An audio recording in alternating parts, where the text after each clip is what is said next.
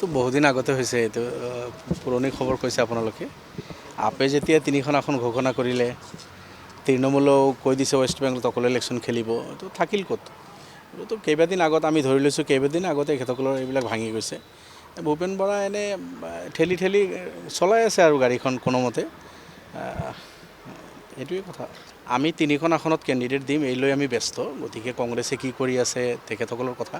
মই ভাবোঁ ইয়াৰ উত্তৰ আপোনালোকে তেখেতসকলৰ পৰা লওক তেখেতসকলে ভালদৰে দিব পাৰিব সেইকাৰণে তাত খুব বেছি ক'ব লগা নাই কিন্তু এইটো এটা মানে এইখিনি নহয় আমাক লোৱাৰ কথা নহয় কংগ্ৰেছৰ অহংকাৰৰ কাৰণে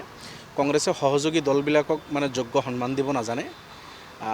কংগ্ৰেছে ভাবে যে জমিদাৰী এতিয়াও আমাৰ হাতত আছে গোটেই আসনত আমিয়ে খেলিব লাগিব ৰিজনেল পাৰ্টিবিলাকক কংগ্ৰেছে মানে বৰদাস্ত কৰিব নোৱাৰে যাৰ কাৰণে এই সব ঘটি আছে বুলি মই ভাবোঁ কংগ্ৰেছৰ এই সংভাৱ এৰিব লাগিব অহংকাৰ এৰিব লাগিব ৰিজনেল পাৰ্টিবিলাকক সহযোগী পাৰ্টিবিলাকক যোগ্য সন্মান দিব লাগিব সময় পাৰ হৈ গ'ল এতিয়া আৰু এই কথা বাৰ্তাবিলাক এতিয়া কোৱাৰ মই ভাবোঁ প্ৰাসংগিকতা নাই লগৰ পৰা গোটেই দলবিলাক আঁতৰিয়ে গ'ল প্ৰায় আম আদমি গ'ল তৃণমূল গ'ল আপোনাৰ নীতিশ কুমাৰ গ'ল এতিয়া দল প্ৰায় গ'লে আৰু থাকিল কি এতিয়া বৰাই যে ৰাষ্ট্ৰপতি ইলেকশ্যনত যেতিয়া কংগ্ৰেছৰ প্ৰতিনিধিসকলে বিজেপিক ভোট দিলে তেতিয়া এই এনেকুৱা একশ্যন ল'ব পাৰিলে ৰাজ্যসভাত যেতিয়া ভূপেন বৰাৰ লগত থকা বিধায়কসকল বা তেখেতসকলৰ দলৰ নেতাসকলে যেতিয়া বিজেপিক ভোট দিলে বা বিজেপিৰ লগত হলি গলি কৰি আছে তেতিয়া যদি একশ্যন ল'লেহেঁতেন কিছু কাম হ'লহেঁতেন এতিয়াতো সময় পাৰ হৈ গৈছে এতিয়া আপোনাৰ নাও ডুবাৰ পিছত এই সব কথা ভূপেন বৰাই কৈ লাভ আছে নেকি মই তেনেকৈ নকওঁ সৰ্বভাৰতীয় এটা দল এতিয়া বাকীখিনিতো মানুহে দেখি আছে এতিয়া কংগ্ৰেছৰ প্ৰতিনিধি ডাঙৰ ডাঙৰ ৰথী মহাৰথী প্ৰাক্তন মন্ত্ৰী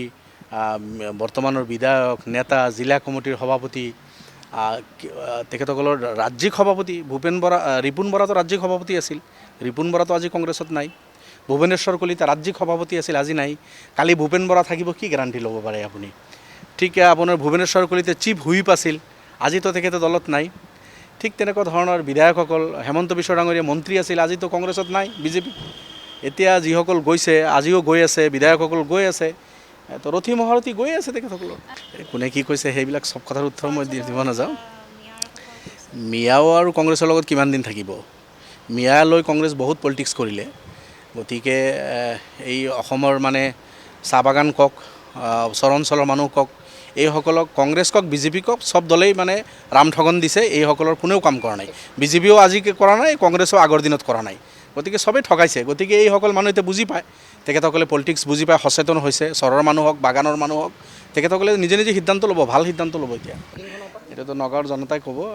তেখেতে দুবাৰকৈ MP থাকিল কলিয়াবৰ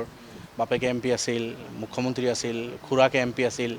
এই যি অঞ্চলৰ কাৰণে ঢিং ৰূপহী বটদ্ৰৱা নগাঁও এই অঞ্চলৰ মানুহৰ কাৰণে কি কৰিছে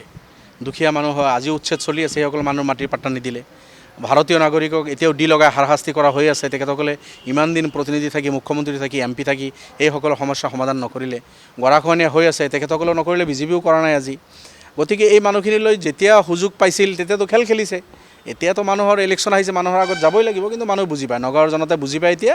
যে গৌৰৱ গগৈকো চাইছে দীপ গগৈকো চাইছে তৰুণ গগৈকো চাইছে ৰাজেন গোহাঁইকো সকলো মানুহ চাইছে এতিয়া পালা হ'ল এতিয়া আমিনুল ইছলামক মানুহে চাব এইবাৰ ঠিক আছে